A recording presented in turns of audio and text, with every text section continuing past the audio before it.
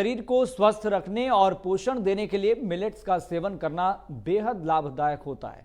मोटे अनाज का सेवन करने से शरीर को कई प्रकार के विकारों से दूर रखा जा सकता है।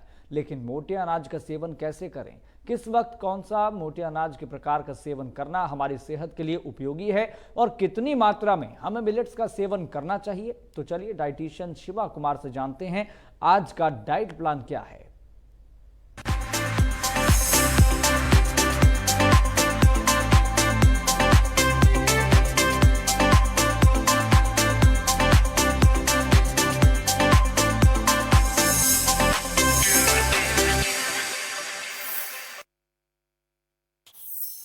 हेलो, नमस्ते, सत श्री अकाल। कैसे हैं आप सब? उम्मीद करते हैं आप सब सेफ होंगे, सुरक्षित होंगे। मैं हूं डाइटिशियन शिवा। 2023 मिलेट्स ईयर है। जब हम ये काउंट करते हैं कि सिवाय कनक के या सिवाय एक मेजर हमारे इंग्रेडिएंट के, कनक या चावल, हमारी और चीज़ों में भी ताकत वाली चीज़ें हैं। पर शायद हमें सिर्फ इतना ही मान लिया जाता है कि सर्दियाँ आ रही हैं तो मक्की का आटा यूज़ कर लेना चाहिए, या ज़्यादा है तो चावलों के चिल्ले हैं जो बनाए जा सकते हैं। तो इन्हीं चीज़ों से हमारा कॉम्बिनेशन है जो बहुत अच्छा क्रिएट होता है और बॉडी में हमारे एंटीऑक्सीडेंट्स जो कंप्लीट हो जाते हैं। तो शायद हम कहीं गलत हैं। जी हाँ, जो चीज़ें हमारे पूर्वज यूज़ कर रहे थे, अब हम वापस उन्हीं पे जा रहे हैं। बट अगर वो वाया वेस्ट आते हैं तो हमें अगेन वो इम्प्लीकेट करते हैं कि wow this is so good. But otherwise अगर वो चीज़ें नॉर्मल की जाए तो लगता है थोड़ा डिफरेंट है। आइए आज बात करें हमारे मिलेट्स के ऊपर कि एग्जैक्टली कौन पेशेंट्स हैं जो मिलेट्स खा सकते हैं, किन लोगों को नहीं खाने चाहिए। जी हाँ, ऐसा नहीं होता कि हर चीज़ हर इंसान के लिए बनी होती है।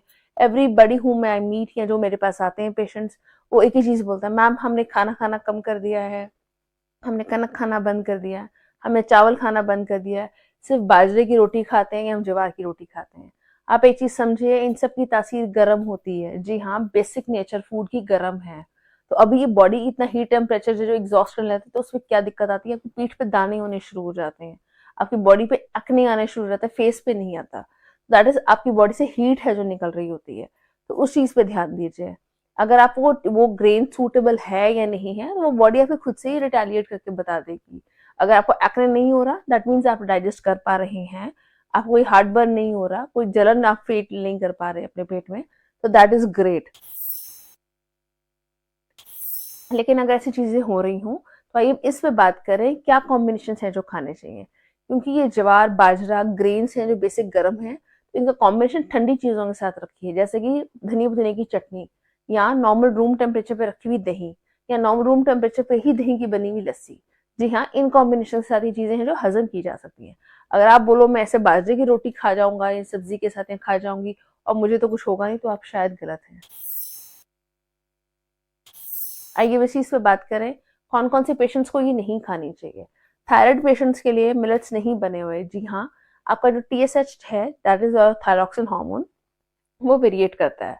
अगर आपका हार्मोन लेवल है जो वेरिएशन पे जा रहा है, मेरे से कल भी एक पेशेंट ने रिजल्ट में पूछा कि मैम अगर हम खाते हैं तो हमारा रिजल्ट तो आ रहा है, तो उसका फायदा क्या हुआ कि हमें थायराइड है या नहीं है। थायराइड होना या ना होना बेटरमेंट नहीं है। बेटरमेंट ये है कि आप अगर मेडिसिन रेशियो है जो बंद किया जा सकता है, अगर आपका मेडिसिन रिवर्सल पे जा रहा है तो मतलब आपका हार्मोन है जो अच्छा रिलीज हो रहा है बॉडी में एंड इट इज एक्टिवेटिंग मोर। लेकिन अगर आपकी बॉडी में रिलीज नहीं हो रहा है, आप मेडिसिन खा रहे हैं from 25 to 50, 50 to 75, then 100 and 112, it has no benefit। तो चेन रिएक्शन आपका ऐसे नहीं जाना चाहिए, इनवर्स जाना चाहिए कि हम जितने भी मेडिसिन पे थे सब नीचे आने चाहिए। That is your achievement. आइए इस चीज पे बात करें कि थायराइड के साथ और क्या है कॉम्बिनेशन है। जो फीमेल्स प्रेग्नेंट हैं, प्लीज आप लोग मत इंजॉय कीजिएगा कि नहीं मिलेट ग्रेन्स आपके लिए भी नहीं है। आप एक कॉम्बिनेशन में ले सकते हैं, जैसे कि आप बाजरा की खिचड़ी है जो ले सकते हैं, बट अगेन लंच टाइम में ली जा सकती है, रात को नहीं ली जा सकती। एंड बाजरा की क्वांटिटी कम होनी चाहिए और वेजिटेबल्स की क्वांटिटी ज्यादा होनी चाहिए, अगेन ताकि हेमरेजेस ना हो जाए, अगेन ताकि ब्लड लॉस ना हो जाए और दिक्कत ना आ जाए। इसलिए इन चीजों में ध्यान रखिएगा। जो फीमेल्स लैक्टेशन पे हैं और 3 to 4 मंथ्स सिर्फ अभी हुए हैं सी सेक्शन को, उनके लिए भी अभी ये चीज नहीं है। अगेन सेम स्टोरी, अगर आप अभी ही लेते हैं तो बॉडी ऑलरेडी काफी सारे चेंजेस के साथ डील कर रही होती है।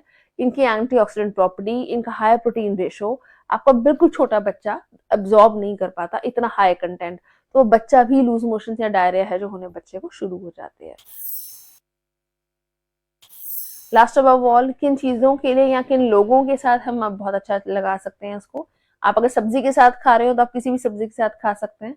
पर्टिकुलरली अगर आप शलगम की सब्जी खाते हैं तो जी हाँ, इसका ज्यादा वेरिएशन है जो बेटरमेंट होके जाता है।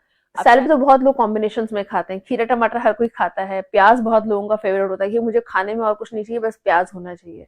तो that is not the right proportion.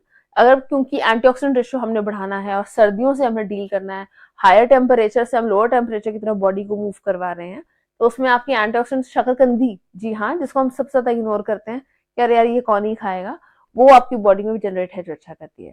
तो अगर सैलड खाएं तो डिफरेंट मोड्स पे खाइए, अच्छी चीजों से खाइए और डिफरेंट कॉम्बिनेशन के साथ खाइए। तो चीजें बेटरमेंट है जो जाती हैं, बॉडी सिंथेसाइज अच्छा करती है और रिजल्ट अच्छा है जो देती है। लास्ट अबव ऑल, कुछ भी खा रहे हो मिनिमल रेशियो पे खाइए। खाना खाने के बाद घी, या अगर आप घी नहीं, घी शक्कर अगर आप ऐसे कॉम्बिनेशन में नहीं है तो शक्कर, वो नहीं अकेला तो गुड़ या सौंफ, ऐसी कुछ चीजें जरूर खाइए। काफी सारे लोग क्योंकि सीजनल चेंज है तो कफ कंजेशन से वो है जो जूझ रहे होते हैं, तो मुलट्ठी है जो आप लोग चूस सकते हैं, या हल्दी वाला दूध है जो पिया जा सकता है। बेसिकली जब आपके लंग्स में खांस खांस के थक जाते हैं, और हम ये बोलते हैं कि बेसिकली क्या होना शुरू हो जाता है, बॉडी एग्जॉस्ट मोड पे चली जाती है। तो एग्जॉस्शन मोड हटाने के लिए इन्फ्लामेटरी एक्शन से जो ज्यादा होनी शुरू हो जाती है, swelling within the cells होनी शुरू हो जाती है, उसको कवर अप करने के लिए प्लीज मुलट्ठी वगैरह है जो चूसिए, सौंफ है जो खाइए, अगर और कुछ भी नहीं करना है तो अदरक वाला पानी कॉम्बिनेशन है जो लीजिए। अपनी खांसी भी ठीक कीजिए और अपने आप को भी ठीक कीजिए। ये जरूरी नहीं है जो आ गया उसको बस सिर्फ हमने ब्लाइंडली फॉलो करना है, मुझे थायराइड है तो कुछ नहीं होता, मैं प्रेग्नेंट हूँ तो फटाफट से मैं बिल्कुल ठीक हो जाऊंगी, डिलीवरी के बाद मैं पतली हो जाऊंगी जब तक मेरी डिलीवरी होगी, या अगर मेरा सी सेक्शन हुआ है तो मुझे फटाफट से अपने पुराने कपड़ों में फिट इन होना है। Rome was never built in day. Same is the story कि आप रातों रात में तो नरिश हो सकते हैं और ना ही रातों रात आप डिप्लीट हो सकते हैं। अगर एक बंदा कमजोर हो रहा है तो काफी सारे मल्टीपल एपिसोड्स हैं उसको उस लेवल तक लेके आने के लिए, और अगर एक बंदा ऊपर आ रहा है तो मल्टीपल एफर्ट्स और मल्टीपल एफर्ट्स के साथ लोग हैं जो जुड़ते हैं उसको ऊपर लाने के लिए। तो इसलिए कम खाइए, अच्छा खाइए और खुश रहिए। दिवाली आ रही है, तैयारी कीजिए। उम्मीद करूंगी आप सेफ रहेंगे, सुरक्षित रहेंगे। Thank you so much for joining.